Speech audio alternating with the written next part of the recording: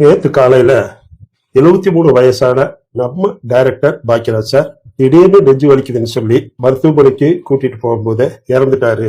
Cardiac arrest வந்து இறந்துட்டதா மருத்துவமனையை சொல்றாங்க. அவருக்கு வந்தது ஹார்ட் அட்டாக்கா இல்ல கார்டியாக் அரெஸ்டான்னு ஒரு சின்ன குழப்பங்கள் இருந்தாலும் ரத்த குழாய்கள்ல அடைப்பு ஏற்பட்டு அவருக்கு ஹார்ட் அட்டாக் வந்ததா அல்லது சடனாவே வந்து அவருக்கு ஷட் டவுன் ஆகிற மாதிரி கார்டியாக் அரெஸ்ட் வந்துருச்சா? பாக்கியராஜ் சாருக்கு முன்னாடியே சில வார்னிங் சைன்ஸ் இருந்திருக்கலாம். சும்மா 3 சைன்ஸ் இருந்திருக்கலாங்க. ஃபர்ஸ்ட் சைன் வந்து அவருக்கு அதீத சோர்வு கடந்த 2-3 நாளாவே இருந்திருக்கணும். அவருடைய வீடியோ கிளிப்பிங்ஸ் எல்லாம் பாருங்க. முந்தானத்து கூட குஷ்புடைய மகளுக்கு கல்யாணம்னு சொல்லி கோவாக்கு போயிட்டு வந்திருக்கிறாரு. அங்க மணவரையில மணமக்களை வாழ்த்துறதுக்காக மேலே ஏறும்போது கூட ரொம்ப சோர்ந்து அடுத்தவங்க ஹெல்ப் பண்ணி அவர் அப்படியே மெதுவா நடந்து ஏறி போய் வாழ்த்துறத பாக்குறோம். 2வது, நெஞ்சுக்குள்ள வலி எதுவும் வராம சின்னதா ஒரு அசௌகரியம், ஒரு டிஸ்கம்ஃபர்ட் அவ்வளவுதான் இருந்திருக்கும். ஏதாவது கஷ்டப்படா இருக்கு அப்படின்னு சொல்லி அவலட்சப்படுத்திட்டு கூட அவர் நகர்ந்திருக்கலாம்.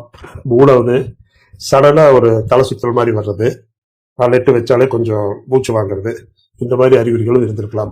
சிம்பிளா சொல்றேங்க, இந்த மாதிரி முன்னெச்சரிக்கை அவருக்கு வந்த வார்னிங் சிக்னல்ஸ் மாதிரி நம்ம வீட்டுல யாருக்காவது பெரியவங்களுக்கு இருந்துச்சுன்னா நாளைக்கு பார்க்கலாம், நாளைக்கு பார்க்கலாம், இசிஜி எடுக்கிறதுக்கு டாக்டர் பார்க்கறதுன்னு சொல்லி தள்ளி போடாது. உடனடியா போய் கார்டியாலஜிஸ்ட் அப்பாயின்மெண்ட் வாங்குங்க, பாருங்க, இசிஜி எக்கோ எனக்கையாவது ஒன்று எடுத்து அவங்க ஹார்ட் எல்லாம் நல்லா இருக்கான்னு சொல்லி பார்த்துருந்தா நம்ம இந்த சடன் கார்டியாக் அரெஸ்ட் எல்லாம் வராம தப்பிச்சுக்கலாம்.